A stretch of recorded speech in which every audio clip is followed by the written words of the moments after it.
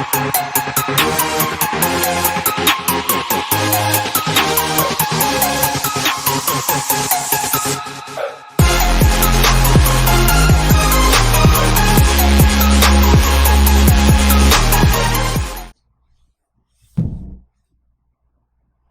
morning, everyone. How are you?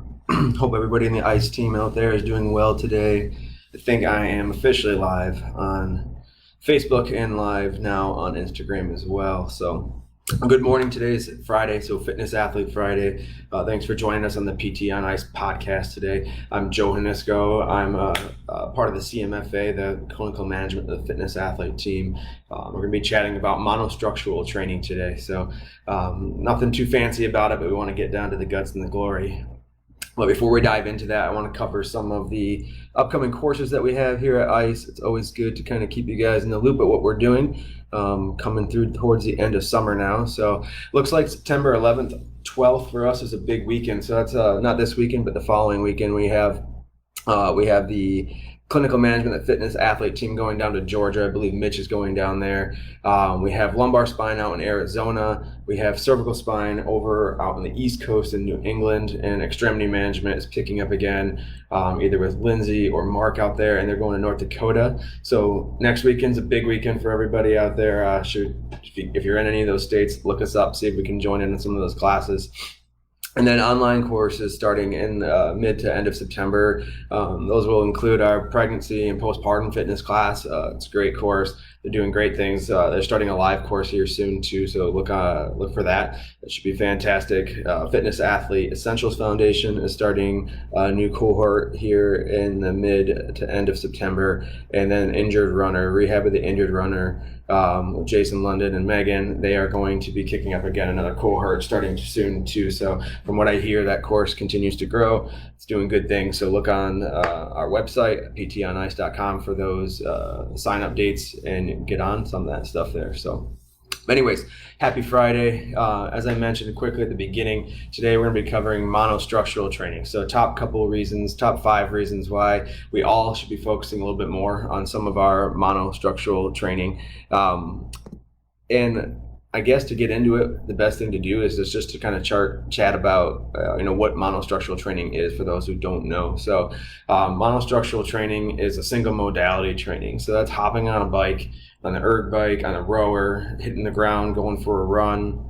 You could be swimming, you could be jump roping, but it's single modality. So one singular movement, usually performed over longer periods of time. So 20, 30, 40, maybe 60 minutes. And it's just a grind essentially. So these are not the fancy, exciting exercises and workouts and high intensity interval training that we're typically used to, like especially in our CrossFit world, but they're absolutely necessary, and often they go underperformed, and especially with individual training, unless you're actually taking time to schedule it. Often we end up missing multiple weeks or avoiding these intentionally for some of us as well too. So monostructural training is unique in that it's the one of the forms of fitness that is super objectable in terms of our ability to track our progress or to pick a pace. For an example, if I want to hop on a rower and say at 2-minute pace for 500 meters, I can dial that in. I can watch how my body responds. We can talk about heart rate control and heart rate variability during that. We can talk about our ability to sustain a certain pace and have objective data sitting right in front of us where there's not these ups and downs and just basing it on feel always. It's right there in front of us. So in terms of tracking fitness and kind of seeing where we're at, I think one of the unique things about monostructural training is that it is so objectively trackable, which is awesome. And so is other fitness. And we can look at Fran time, for example, and you might get 4 minutes, 30 seconds, and then 8 weeks later when you perform Fran again, or 12 weeks later, maybe you're hitting a whole minute faster. Like, that's also objectable, but there's multi domains in Fran, or at least 2 in that workout. So the unique part about the monostructural training is it's just one single modality that we're going after, and we can pick intensity, we can pick pace, we can pick heart rate, we can pick RPE, we can pick all these different factors and look at how we can sustain and or control them throughout that workout there. So monostructural training in a bucket, that's what we're talking about. But let's talk about some of the reasons why we should focus maybe some of our attention on monostructural training. First and foremost, I think it's a fantastic way to just build foundation for fitness. So fitness foundation. So until we have a strong foundation, the house isn't going anywhere. We're not building up on all these special skills. And if we try to jump into some of that stuff too early, I think we start to see some faulty mechanics and issues that can develop from there. So I really think that with monostructural training, it's about sustained movement. Can you or can somebody go out, perform a movement for an extended period of time and just stay consistent with it and stay moving? No major breaks, no major ups and downs in intensity, just smooth grind that we're going away at it and just building that foundation.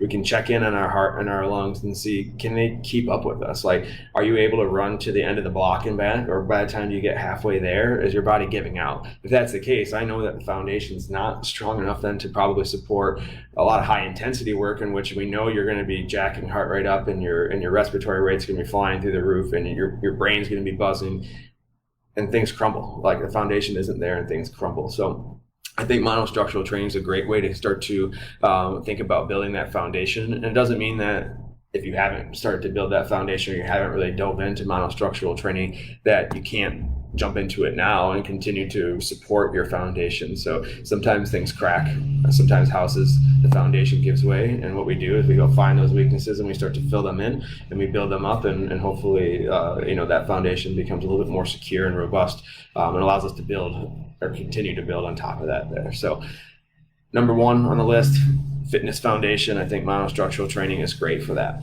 Number two, I kind of listed off as be stronger and last longer. So I think this one ties in really well to that building that foundation. But what I mean by this is, if you picture like a pretty moderately or longer AMRAP, for example, let's say 20-minute AMRAP, you're doing a handful of deadlifts, some box jumps or some burpee box jumps, maybe even really jacking that heart rate up, had to hammer out a handful of chest to bars, and then you got to go run a 400 meter as an interval there.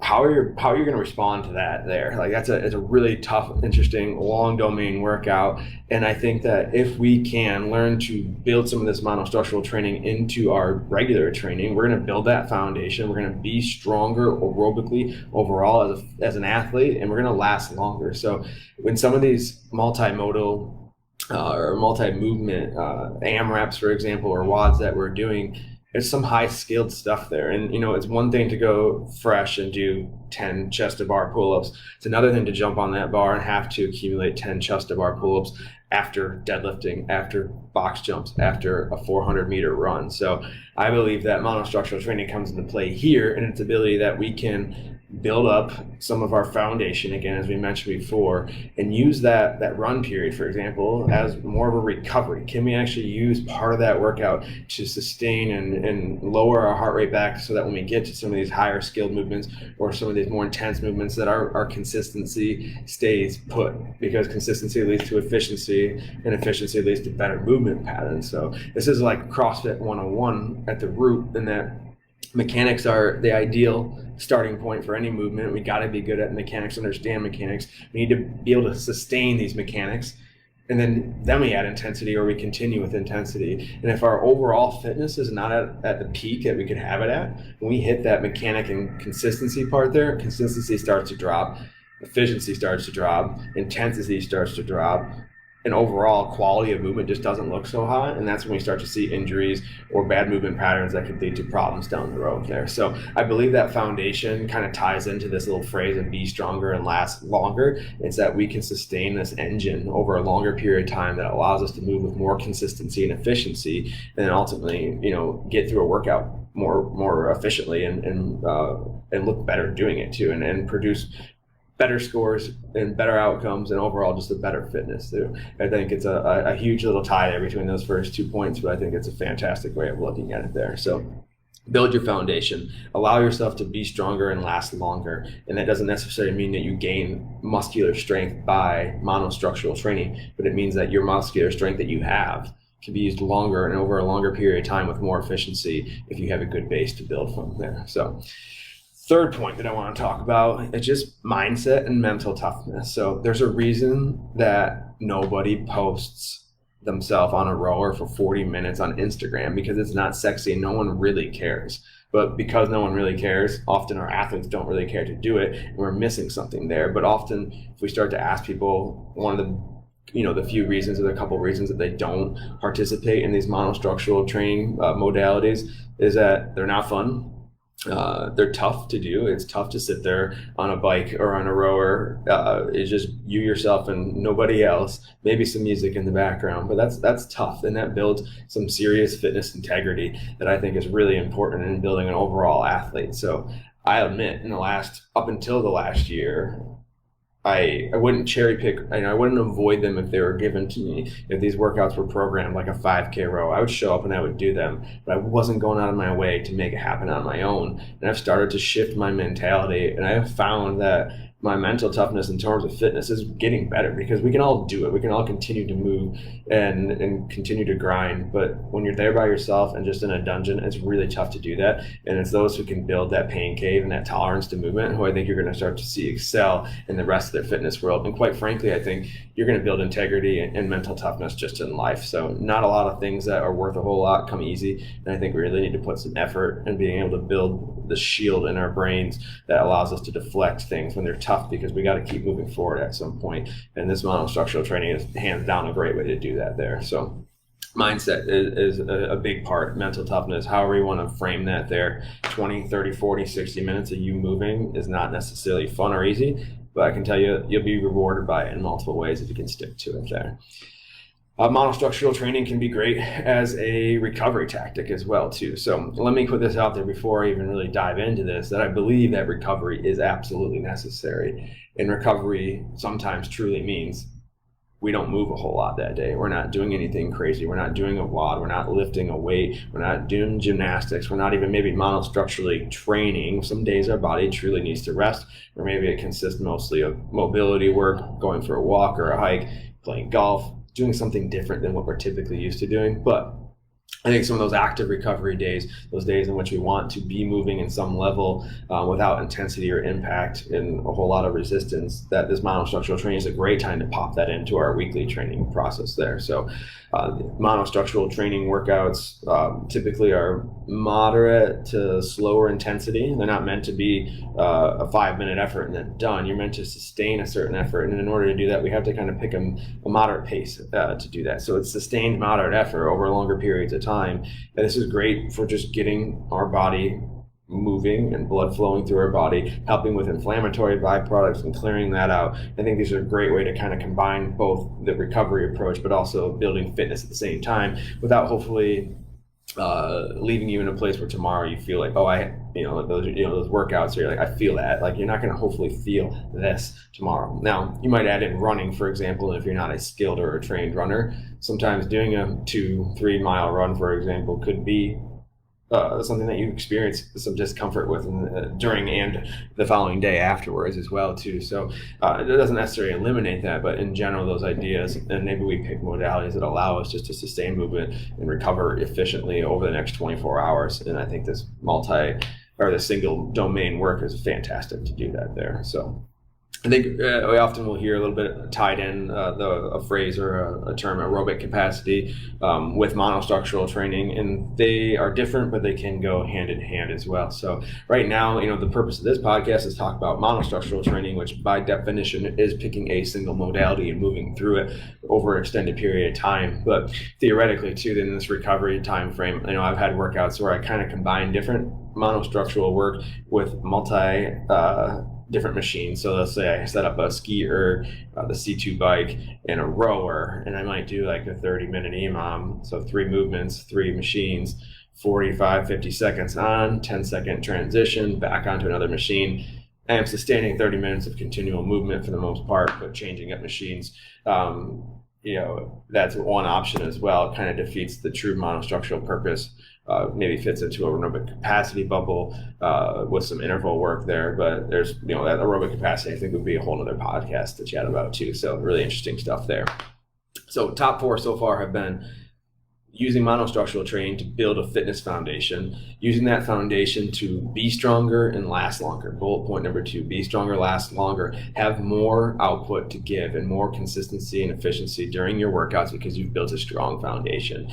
mindset and mental toughness is the third bullet point that we talked about. Using monostructural training as a recovery day potentially is also active recovery day as a potential bonus, and that was bonus point number 4. And the fifth one that I want to just quickly chat about is that there's pretty decent evidence out there on monostructural training in terms of health benefits, and often it's linked to cardiovascular health benefits. And I got to be honest and say that I could find just as much, if not more, sometimes information on the overall health benefits of high intensity interval training in terms of blood pressure management, in terms of insulin sensitivity, in terms of VO2 max. Even that high intensity work can be just as, if not more, effective than long sustained aerobic work for building VO2 max. But there's also a good amount of evidence showing that we have some pretty good biomarker trackers that we can see improvements on with longer sustained aerobic workouts, which monostructural training would fit into that. So we see cholesterol improvements, although cholesterol is again, another topic to talk about, but for something to be considerate of. We can see reduction in cholesterol, we can see improvements in insulin sensitivity, and basically fighting that metabolic disease in the chronic disease state that our country is trapped within.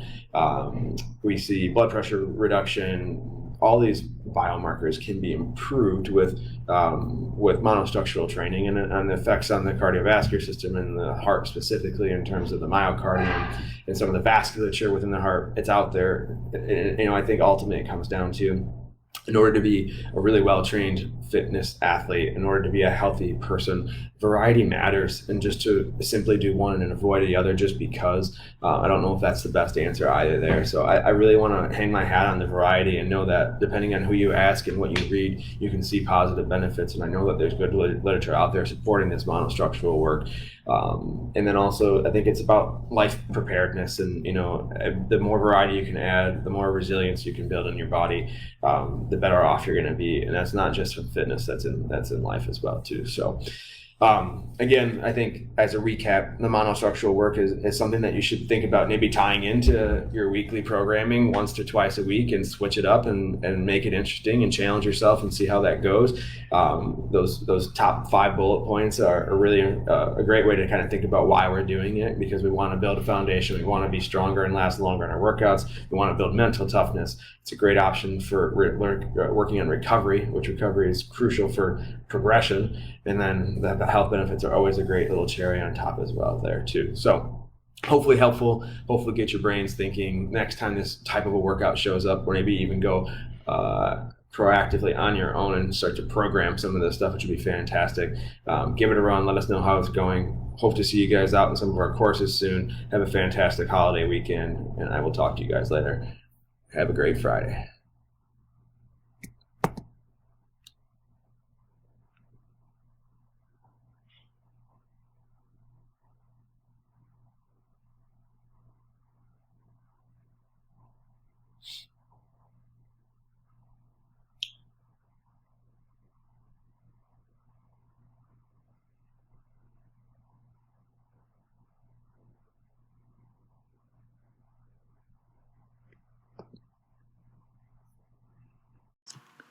Hey, thanks for tuning in to the PT on Ice Daily Show. If you enjoyed this content, head on over to iTunes and leave us a review. And be sure to check us out on Facebook and Instagram at the Institute of Clinical Excellence. If you're interested in getting plugged into more ICE content on a weekly basis while earning CEUs from home, check out our virtual ICE online mentorship program at ptonice.com. While you're there, sign up for our Hump Day Hustling newsletter for a free email every Wednesday morning with our top 5 research articles and social media posts that we think are worth reading. Head over to ptonice.com and scroll to the bottom of the page to sign up.